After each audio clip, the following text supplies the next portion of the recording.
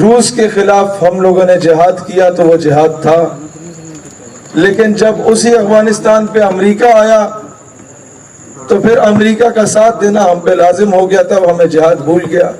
لہٰذا جب تک ہم یہ نہ کہیں کہ جہاد صرف وہ جائز ہے جو امریکہ کی خوشنودی سے ہو، تب تک ہم آزاد نہیں ہو سکتے۔ دوستان عزیز وقار، ابھی ہمیں کچھ یہ وہ تلخ باتیں ہیں، یہ وہ تلخ حقائق ہیں جو کہ شاید لوگ کرنے سے پہلے وہی چودھری صاحب والی بات کے باہر ایک کالا ڈالا کھڑا ہوتا ہے اور آپ کا شمار نامعلوم افراد میں ہو جاتا ہے۔ لیکن میں کب تک یہ برداشت کروں کہ میرے قوم کی بیٹی عافیہ صدیقی کی صورت میں اغوا کر لی جائے؟ میں کب تک یہ برداشت کروں کہ میرے قوم کے بچے ریمن ڈیوس کی صورت میں اسے قتل کر دیا جائے اور ریمن ڈیوس باعزت طور پر بری ہو جائے؟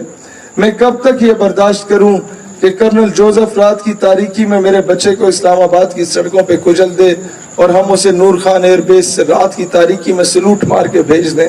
میں کب تک یہ برداشت کروں کہ میرے دیش کا جوان وہ چونڈا میں اپنے جسم سے بم باندھ کے ہندوستانی ٹینکوں پہ تو کود پڑا، اس کے غرور کو خاک میں ملایا؟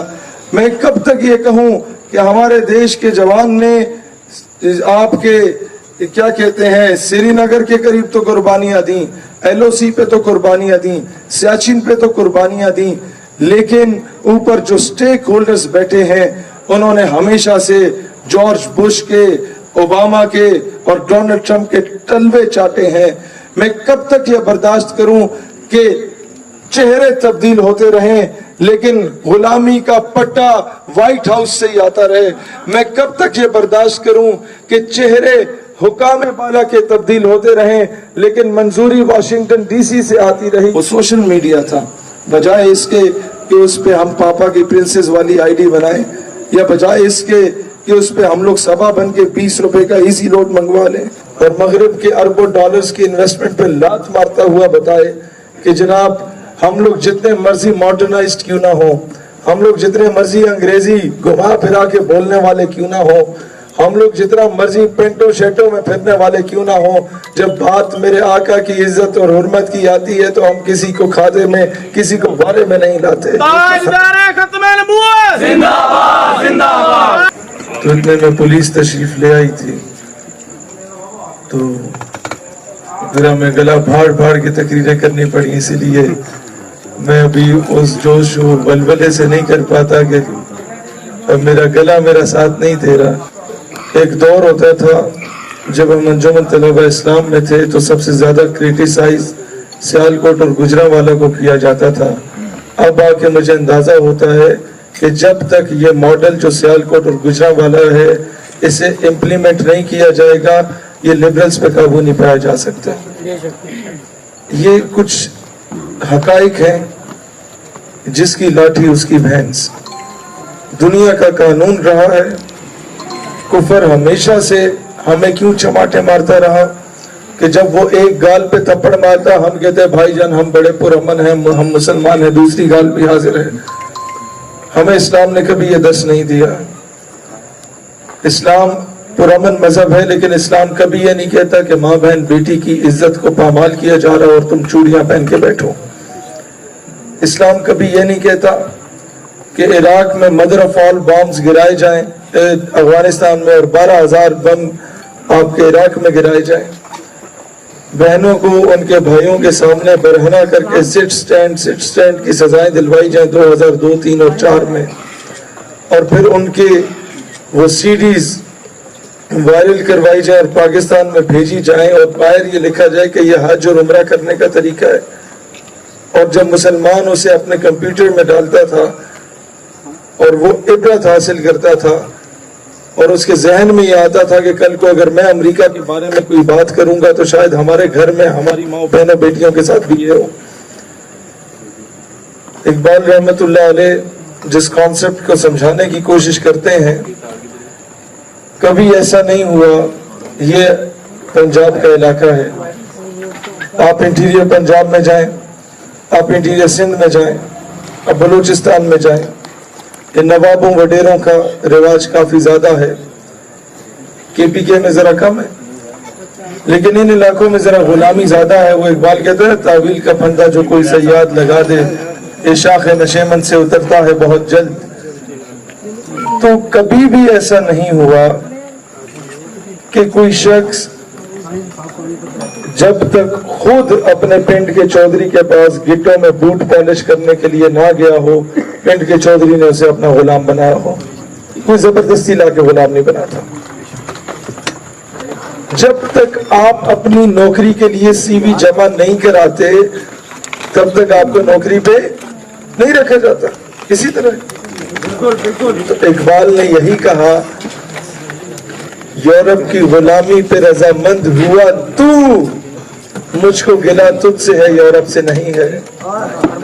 اب سمجھیں جب تک امریکہ کے گٹوں میں بیٹھ کے اس سے بھیک نہیں مانگیں گے, امریکہ زبردستی تو ہمیں خیرات نہیں دے گا. وہ کوئی پھوپھی کا بیٹا ہمارا. یہ جو آپ ایڈ دیکھتے ہیں یو ایس ایڈ کی مد میں ہمیں ایڈ مل گئی, دیکھتے ہیں نا, یہ فلانی سپورٹ آ گئی جناب امریکہ سے. بھئی وہ کیا تمہارے تائی کا پتر ہے جس نے عراق میں بم پھینکے, جس نے لبنان کو تباہ کیا, جس نے سیریا کو تباہ کیا, جس نے پوری عرب کنٹریز کو تباہ کر دیا اس طریقے سے کہ ان کے بڑے بڑے اسٹیک ہولڈرز کو عورت و شراب کا عادی بنا دیا. یہ فکر عرب کو دے کے فرنگی تخیلات, اسلام کو حجاز و یمن سے نکال دو. اس نے حجاز اور یمن کو آپس میں لڑوا دیا, اس نے عراق اور کویت کو آپس میں لڑوا دیا, اس نے عراق اور ایران کو آپس میں لڑوا دیا, اس نے پاکستان اور افغانستان کو آپس میں لڑوا دیا. وہ تمہیں کیوں ایڈ دے گا؟ اس کی کچھ ڈیمانڈز ہوتی ہیں. وہ ڈیمانڈز کیا ہوتی ہیں کہ آپ کے تعلیمی نصاب سے عشق رسول کے ایلیمنٹ کو نکال دو. آپ میں سے جو 40 یا اس سے ابو ایج کے لوگ ہیں یا اپنے بزرگوں سے پوچھئے گا کہ ان کے دور میں ایک مضمون اردو میں پڑھایا جاتا تھا غازی علم الدین ایک عظیم عاشق رسول کے نام سے. آج نہیں پڑھایا جاتا.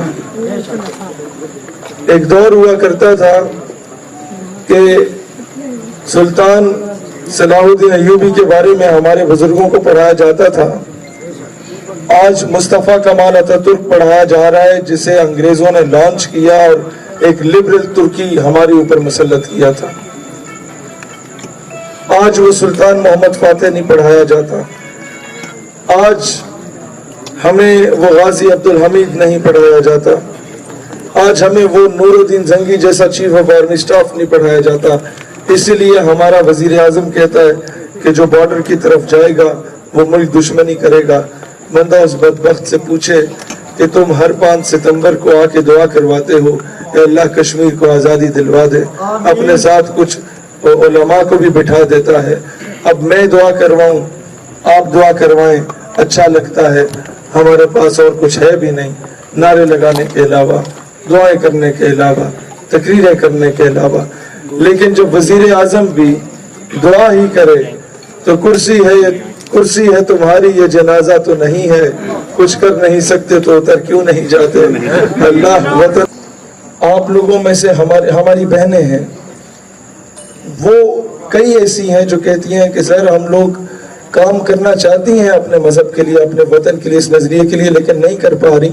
ہم لوگ اوپنلی سوشل میڈیا نہیں یوز کر سکتے. میں نے کہا آپ سے کتنے کہا ہے, آپ سے کس نے کہا ہے کہ ہماری بہن آپ اپنی تصویر سامنے آویزہ کر کے سوشل میڈیا استعمال کریں. آپ اپنے آڈیو نوٹ کے ذریعے اپنی انقلابی آواز, وہ درد بھری آواز اس امت کو پہنچا سکتی ہیں.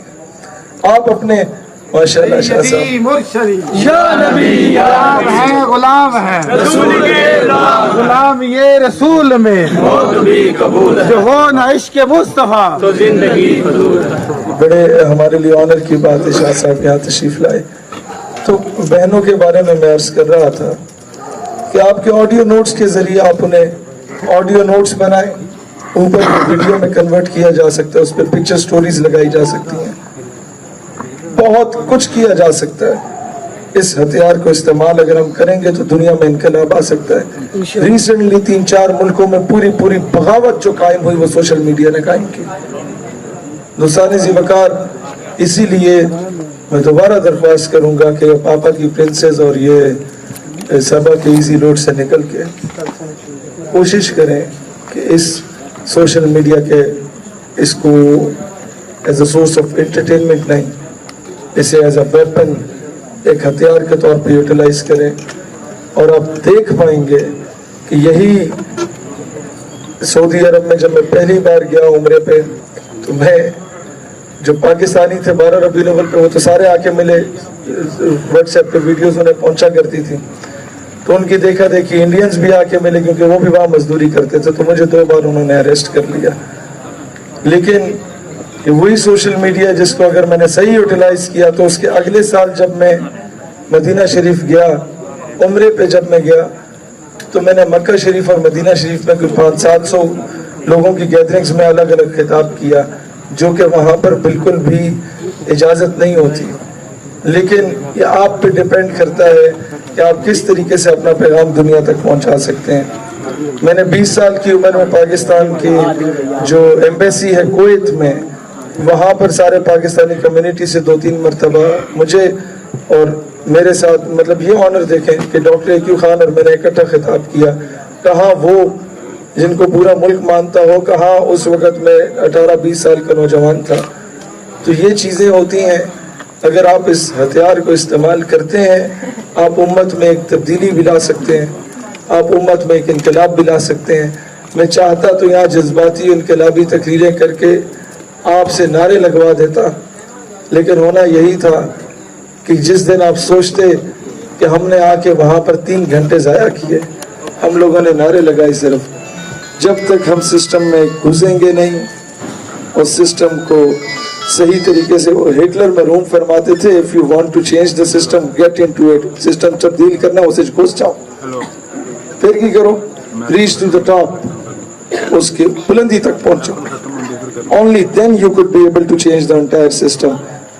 ਤਾਂ ਤੁਸੀਂ ਜਾ ਕੇ ਉਸ सिस्टम ਨੂੰ चेंज कर सकते हो, नहीं तो बाहर बैठ के नारे लाओ, कोई फर्क नहीं पड़ेगा, कुछ भी फर्क नहीं पड़ेगा। दोस्तान ज़ी वक़ार, ये लॉन्ग टर्म मेयर्स हैं, ये इस तरह नहीं, बस ठीक है 2 जुमले, ये इस तरह नहीं है कि आज हम नारा लगाएं तो कल ये नजरियाती लोग जो है वो कोई हुकूमत कायम करके, ये एक तवील जद्दोजहद है। आप सिस्टम पे काम करें, कल को हम लोग हो ना हो, मैं ये दावे से कह सकता हूँ कि पाकिस्तान हकीकी मायनों में एक इस्लामी जमहूरिया पाकिस्तान में लाने के हकदार होगा। मैं दावे से कह सकता हूँ कि पाकिस्तान अपने फैसले खुद कर पाएगा। मैं दावे से कह सकता हूँ कि पाकिस्तान हकीकी मायनों में खुद मुख्तार रियासत होगा। तो अल्लाह ताला दीन इस्लाम और वतन अजीज पाकिस्तान का हामी और नासिर हो। पाकिस्तान हमेशा जिंदाबाद। और मैं सादत समझता हूँ कि शाह साहब को मैं दावत दूँ, ये इख्तितामी कलिमात के साथ आप दुआ भी आप फरमाएं शाह साहब। नारे रिसालत या रसूल अल्लाह, नारे अल्लाह वतन को जो मेरे लूट रहे हैं, ये देश के गद्दार हैं, मर क्यों नहीं जाते। ये पिछले 70 सालों से अंग्रेजों की गुलामी करने वाले हैं। ये पिछले 70 सालों से ये जो ऊपर मसनद वजारत उज़्मा पे कोई शख्स बैठा होता है वो चेंज होता है, लेकिन वो लोटे और चमचे खर्चे वो कांस्टेंट रहते हैं। वो आपको हर जमात में नजर आएंगे। ये क्यों वहां पर हैं? इनकी तारीखें खंगाल के देखो, इनमें से अक्सरियत आपको वो नजर आएगी जिनके बाप दादा ने 1857 और 1920 में जाके अंग्रेजों के कुत्ते नहलाए थे।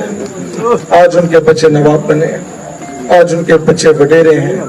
लेकिन मसला ये नहीं कि वो नवाब और वडेरे हैं, मसला ये है कि हम लोग क्यों, हमारे पिंड देहात के लोग जाके उन्हीं के घोड़े कुत्ते नहला रहे होते हैं। अगर तुम ये चाहते हो कि तुम्हारा तारुफ शहर में ये हो कि ये अंग्रेजों के कुत्ते नहलाने वालों के भी कुत्ते नहलाने वाला है, तो बताओ तुम्हारी ये पीएचडी की डिग्रियां और तुम्हारे ये मास्टर्स और बैचलर्स की डिग्रियां किस फायदे की है नौजवानों। आज के बाद इस गुलामी को तोड़ो, हुजूर अलैहिस्सलाम की गुलामी के दामन को थामो। आज के बाद वो क्या कहते हैं, मोहब्बत कौन करता है, कौन करता है, मोहब्बत कौन करता है, सियासत कौन करता है, मुझे मालूम है मेरी हिफाजत कौन करता है। हम इन्हें लाज रखी है बुजुर्गों की यहाँ, वरना सभी टुकड़ों में फैलते हैं। बगावत कौन करता है। दोस्तान ज़ी वक़ार, अब इन जाबिरों, इन जालिमों, इन चोरों, इन लुटेरों, इनके खिलाफ बगावत का वक्त है। अब इनकी गुलामी के दामन को छोड़ने का वक्त है। अब पाकिस्तान के फैसले पाकिस्तान के अंदर करने का वक्त है। अब अक़वाम आलम को जो उम्मीदें आपसे वाबस्ता हैं कि वो फ़लस्तीनी बच्चा इजरायली तोप के सामने कंकर उठा के कहता है कि नहनु अबनाउल मुस्लिमीन व Kullu Salahuddin, we are all the children of Muslims and each and every one of us is Salahuddin Ayyubi। वो नौजवान जो वो कंकर उठा के इजरायली तोपों की तरफ देख के कहता है कि do not look at the stone in my hand, look at the atom bomb in Pakistan। वो नौजवान जो ये कहता है कि मेरे हाथ में कंकर ना देखो, पाकिस्तान में मौजूद एटम बम को देखो। शायद वो नौजवान वो कहता था, आज नहीं कहता। वो मायूस हो गया क्योंकि यहाँ पर आधा घंटा वजीर आजम के कहने पे आपने भी और मैंने भी एहतजाज किया जुम्मे के दिन। कश्मीर हमें नहीं मिला। मैंने वजीर आजम को मशवरा दिया कि आप आधा घंटा किसी जुम्मे को बैठ के एहतजाज कर दें, शायद भारत को दर्स आ जाए। शायद अगले जुम्मे आप लेट के एहतजाज कर दें, आधा घंटा भारत को तरस आ जाए। लेकिन अगर फिर भी मशवरा दिया कि आप आधा घंटा किसी जुम्मे को बैठ के एहतजाज कर दें, शायद भारत को दर्स आ जाए। शायद अगले जुम्मे आप लेट के एहतजाज कर दें, आधा घंटा भारत को तरस आ जाए। लेकिन अगर फिर भी आपको कश्मीर ना मिला तो किसी जुम्मे को तमाम हुकाम बाला, तमाम से मुराद आप समझते हैं इंक्लूडिंग फरिश्ते, तमाम हुकाम बाला कायद तेरी जुर्रत को सलाम है, सलाम है। कायद तेरी जुर्रत को सलाम है, सलाम है। तमाम अगर इससे भी आज़ाद नहीं होता कश्मीर तो किसी जुम्मे को आधा घंटा निकालो और उम्मत के सामने आधे घंटे के लिए किसी जुम्मे के दिन मुर्गा बन जाओ और कहो कि अब मोहम्मद बिन कासिम ने नहीं आना। अब ये जो बहनें हैं, ये जो दीवार पे लिखती हैं क्या सैयदना उमर फारूक के वारिस अब नहीं रहे, तो उन्हें कह दो कि बस हमीयत नाम था जिसका गई तैमूर के घर से। अब वो गैरत, जुर्रत, शुजात हो गई। अब हमारी तलवारें डोनाल्ड ट्रंप के आगे रक्स करने के काम आती हैं। अय्यूबी रहमतुल्लाह अलैह फरमाते थे कि जब मुसलमान की तलवार औरत और शराब से जंग आलूद हो जाए तो वो हाकिम वक्त बेगैरत और बुज़दिल तरीन हो जाता है। वो तलवारें आज देख लो कि वो औरत और शराब में तो लथपथ नजर आएंगी, आपको उन बड़े बड़े जागीरदारों और उन बड़े बड़े सरमायादारों और उन बड़े बड़े स्टेक होल्डर्स के बच्चे और बच्चियां मुल्क से बाहर तालीम हासिल करते हुए नजर तो आएंगे, लेकिन आपको वो तलवारें आज कश्मीर, बर्मा और फलस्तीन के लिए उठती हुई नजर नहीं आएंगी। आपको माजरत के साथ मुझे दुख होता है ये बात कहते हुए, शायद ये बात अभी आपके सर से गुजर जाए, शायद आप में से दो चार ये बात समझ जाएं, शायद उन दो चार ही ऐसे हों कि वो अपने आने वाली नस्लों को बचा दें।